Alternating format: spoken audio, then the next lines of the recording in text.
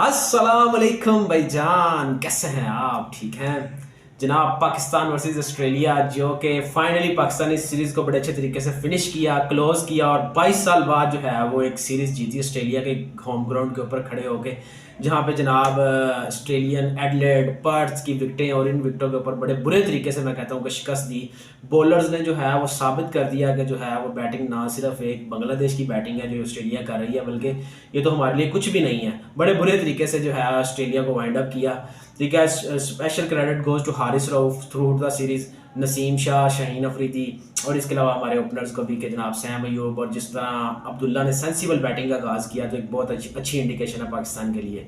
यूं एक ODI series का बड़ा अच्छा इख्तिताम तो हुआ, लेकिन इस ओडीआई सीरीज के अंदर तीन ऐसी चीज़ें हैं कि जिसका जनाब जिक्र लाजमी किया जाना चाहिए कि तीन ऐसी क्या चीज़ें हैं कि जो इसके अंदर बड़ी खुल के सामने आई हैं। सबसे पहले तो पाकिस्तान की bowling line, no doubt exceptional bowling line.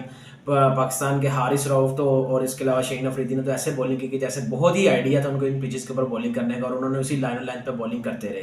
Number 2 मैं ये कहूँगा कि रिजवान की कनिंग कैप्टनसी, जो कि उसने कैप्टनसी की इस पूरी सीरीज के अंदर, जो उससे एक अच्छा कैप्टन बनने की एक इंडिकेशन मिल गई कि पाकिस्तान को फ्यूचर में एक अच्छा कैप्टन मिल गया जो बड़े अरसे तक चलेगा।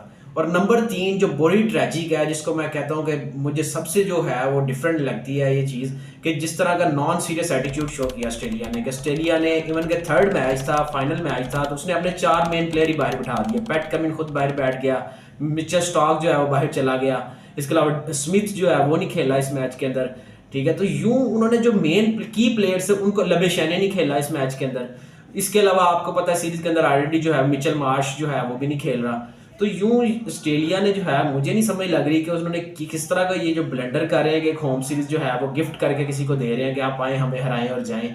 ठीक है, तो इस तरह का जो नॉन सीरियस एटीट्यूड है इसकी बिल्कुल समझ नहीं लगी कि क्यों इन्होंने इस तरह किया है। क्योंकि और ये स्पेकुलेशन की जाती है कि जनाब वो आगे जो है वो जो इंडिया के साथ टेस्ट सीरीज है ना उस पर फोकस कर रहे हैं। तो ये मतलब ऐसे नहीं होता है, कोई भी प्रोफेशनलिज्म कभी भी इस चीज़ की इजाज़त नहीं देता कि आप एक सीरीज हरा दो, हार जो जानबूझ के और दूसरी सीरीज के ऊपर फोकस करो।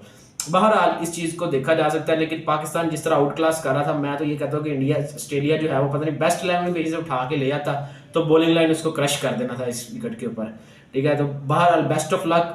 पाकिस्तान के जो आगे T20 सीरीज आ रही है उसको भी विन करें और जनाब एक अच्छे तरीके से पाकिस्तान वापस आएँ। तो होप फॉर द बेस्ट, अपना ख्याल रखें, अल्लाह हाफिज़।